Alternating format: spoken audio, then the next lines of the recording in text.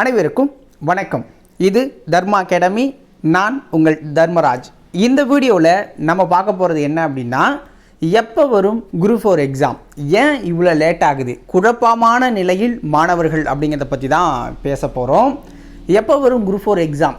November மாதமே notification வரும் அப்படின்னு சொல்லியிருந்தாங்க. அதுக்கப்புறம் பார்த்திங்க அப்படின்னா டிசம்பரில் நாங்கள் ஆனுவல் பிளானர் அப்படிங்கிறத வெளியிடுவோம், அதில் குரூப் 4 எக்ஸாம் எப்போ வரும் அப்படின்னு சொல்லுவோன்னு சொல்லியிருந்தாங்க. ஆனால் சொன்ன மாதிரி எந்த இதுவுமே வரல. நேற்று 15ஆம் தேதி டிசம்பர் 15 ஒரு ரூமர் நியூஸு கிளம்பிச்சு. அதாவது டிசம்பர் இரவு 12 மணிக்குள்ளாகவே ஆனுவல் பிளானர் அப்படிங்கிறது வெளில வந்துடும் அப்படின்னு ஒரு போடு போட்டானுங்க நிறையா சேனல்ஸில். பட் வரலை. ஓகேவா? ஸோ என்ன காரணம் இவ்வளோ லேட் ஆகுது? ஆல்ரெடி ஒரு செயலாளர் இல்லாமல் இருந்துச்சு, அதையும் போட்டாங்க இப்போ ரீசெண்டாக. ஆனால் ஏன் இவ்வளோ லேட் பண்ணிகிட்ருக்காங்கன்னு தெரியலை. ஸோ இதனால் பாதிக்கப்பட போகிறது யார் அப்படின்னா மாணவர்கள் தான். அதுலேயும் குறிப்பாக இந்த வயது முதிர்வு நிலையில் இருக்கிற மாணவர்கள் ரொம்ப பாதிக்கப்படுவாங்க. அது இந்த டிஎன்பிஎஸ்சிக்கு தெரியுமா தெரியலையா அப்படின்னு தெரியலை. ஓகேங்களா? இப்போ கிட்டத்தட்ட பார்த்தீங்க அப்படின்னா இந்த 1 இயர் போயிடுச்சுன்னு வச்சுக்கோங்களேன். இப்போ அந்த பார்டரில் இருக்கிற மாணவர்கள் என்ன பண்ணுவாங்க? ஏஜ் இன்னும் 4 மாதம் வளர்த்துனீங்கன்னா அதோட ஏஜ் என்ன ஆகிறது? அடுத்த எக்ஸாமே யோசிக்க முடியாது. இந்த எக்ஸாமை விட்டுருங்க, எப்படியே எழுதிட்டு போயிடுவாங்கன்னு வச்சுக்கோங்க. சில பேரால் எழுத முடியாது, சில பேரால் எழுதிடுவாங்க.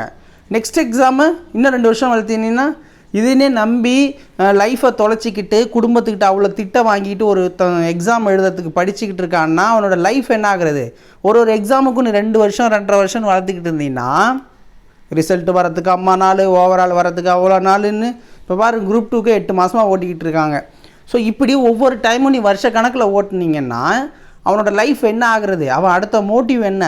அவன் இப்படியே உங்ககிட்டே ஒரு 40 வரைக்கும் ஓட்டிகிட்டு போயிட்டான்னா அப்புறம் மேரேஜ் எப்போ பண்ணுறது, என்ன அவனோட லைஃப்பை என்ன பண்ணுறது சொல்லுங்கள். ஓகே, சில பேர் பாதியிலே விட்டுட்டு வேலைக்கு போயிடுவாங்க, அவங்க பற்றி பிரச்சனை இல்லை. இதே லைஃபு நான் வேலைக்கு போயிட்டு தான் மேரேஜ் பண்ண முடியும், வேலைக்கு போனால் தான் என் லைஃப் செட்டில், வேலைக்கு போனால் தான் என்னோடய ஃபேமிலியை நான் பார்க்க முடியும் அப்படின்னு நினைக்கிறவங்க என்ன பண்ணுறது சொல்லுங்கள்.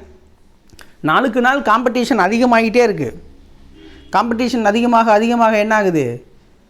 இங்கே ஆல்ரெடி ரொம்ப வருஷமாக படிச்சுட்டு இருக்க ஒரு ஸ்டூடெண்டால் முடியலை, புதுசாக வர ஸ்டூடெண்ட்டுக்கு ஈடு கொடுக்க முடியலை. ஏன்னா குரூப் 4ங்கிறதே 10th தரம் தான்.